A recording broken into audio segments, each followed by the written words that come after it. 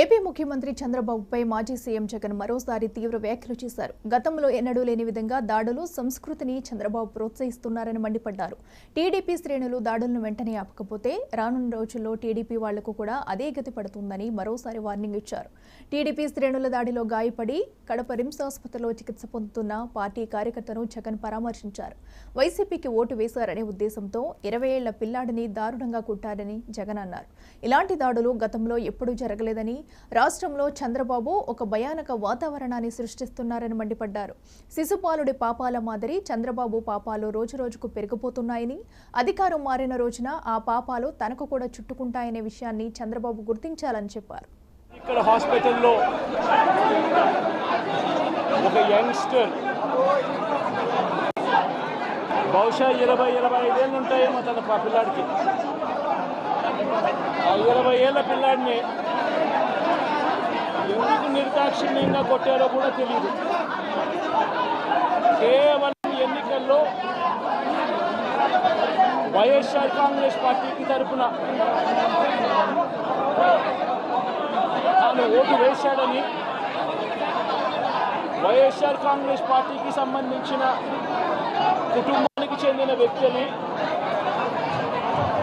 అతి దారుణంగా కావాలని అదే పనిగా వేంపల్లకు ఒక వెహికల్లో వచ్చి దారిలో పోతా ఉన్న పిల్లోడిని బైక్ ఆపి నిర్దాక్షిణ్యంగా కొట్టి హాస్పిటల్ పాలు చేస్తూ ఉంటే ఏమి సాధిస్తూ ఉన్నారు? ఇంతవరకు పులివెందుల్లో ఎప్పుడు ఇలాంటి సాంప్రదాయం లేదు. ఎన్నో ఎన్నికల్లో చేశాం. ఎప్పుడు పులివెందుల్లో ఇలాంటి సాంప్రదాయం లేదు. ఎన్నికలు అయిపోయిన తర్వాత ఓటు వేయని వారిని కొట్టే కార్యక్రమం ఎప్పుడు జరగల. రాష్ట్ర వ్యాప్తంగా కూడా ఒక భయాందోళన వాతావరణం క్రియేట్ చేయడం కోసం అని రాష్ట్ర వ్యాప్తంగా ఇదే చేయిస్తూ ఉన్నారు దగ్గరుండి. ఏం సాధిస్తారు దీనివల్ల? మీరు వేసే ఈ బీజం చేసే ఈ చెడు సాంప్రదాయం రేపొద్దున మళ్ళీ తెలుగుదేశం పార్టీ కార్యకర్తలకి చుట్టుకుంటుంది. చంద్రబాబు నాయుడు అనుకుంటా ఉన్నాడు తానేదో ఈ మాదిరిగా చేసి భయాందోళన క్రియేట్ చేసి వైఎస్ఆర్ కాంగ్రెస్ పార్టీకి ఓటు వేసిన వాళ్ళని కొట్టడం వల్ల ఒక తెలియని ఆనందం తనలో ఏదో పొందాలని చెప్పి అనుకుంటా ఉన్నాడు. రాష్ట్ర వ్యాప్తంగా ఒక భయాన్ని క్రియేట్ చేయాలని ప్రయత్నం చేస్తూ ఉన్నాడు. కానీ నేను చంద్రబాబు నాయుడు గారికి మరొక్కసారి కూడా చెప్తా ఉన్నా, ఒక చెడు సాంప్రదాయానికి నాంది పలుకుతూ ఉన్నారు. దయచేసి ఆపండి. ఆపకపోతే మాత్రం ఎల్లకాలం మీరే అధికారంలో ఉండరు. అధికారం మారిన రోజున ప్రజలు చంద్రబాబు నాయుడు గారు చేస్తూ ఉన్న ఈ అన్యాయాలను చూసి శిశుపాలుని పాపాలు పండినట్టుగా ఆ పాపాలు చాలా వేగంగా పండుతూ ఉన్నాయి.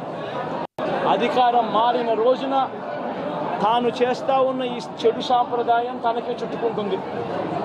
ఈరోజు దెబ్బలు తగిలినా దెబ్బలు తిన్నా ప్రతి ఒక్కరూ కూడా రేపొద్దున ఇదే మళ్ళీ అటువైపున చేసేదానికి మీరంతటి మీరు బీజం వేస్తూ ఉన్నారు. ఇది సరైన పద్ధతి కాదు.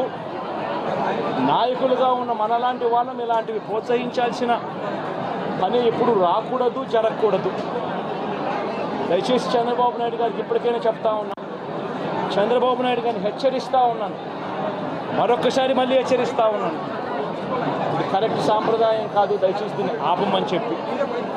నిజంగానే ఒకసారి మీరు కూడా వెళ్ళి ఒకసారి చూడండి. ఒకసారి ఏం పాపం చేశాడు నా పిల్లల్ని, ఎందుకు కొట్టారు, ఏం పాపం చేశాడని కొట్టారు. ఒకసారి హాస్పిటల్లో కూడా ఒకసారి చూడండి. ఒకసారి 90 మంది పిల్లలు ఇక్కడ జాయిన్ అయ్యారు. మధ్యాహ్న భోజనం పథకం సరిగ్గా జరగడం లేదు. పిల్లలు కనీసం బ్యాగుల సప్లై కూడా సరిగ్గా జరగడం లేదు. ఇచ్చేటోడు ఎవడు ఇవ్వడం లేదు సరిగ్గా ఏది వ్యవస్థ అనేది ఏది సరిగ్గా జరగడం లేదు. వ్యవస్థను గాడిలో పెట్టండి.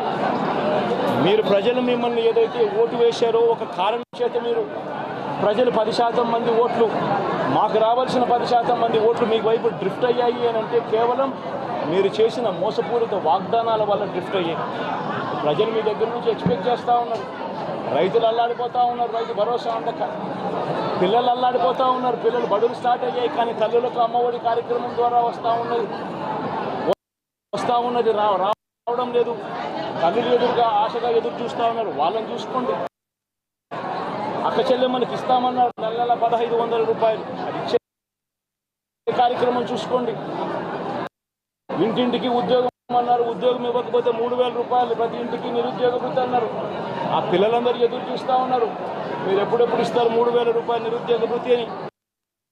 అది చూసుకోండి. ఇటువంటి ఏవి కూడా మంచి కార్యక్రమాలు ఏవి కూడా చేయకుండా రాష్ట్ర వ్యాప్తంగా భయాందోళన మాత్రమే క్రియేట్ చేసే దుర్బుద్ధిని, చేసే దుశ్చర్యను ఆపండి అని మరొకసారి హెచ్చరిస్తూ చెప్తా ఉన్నాం. శిశుపాలను పాపాలు పండినట్టుగా వేగంగా జరుగుతూ ఉన్నాయి. తన పాపాలు పండడం అన్నది కూడా తను మర్చిపోతున్న సందర్భంగా మరొకసారి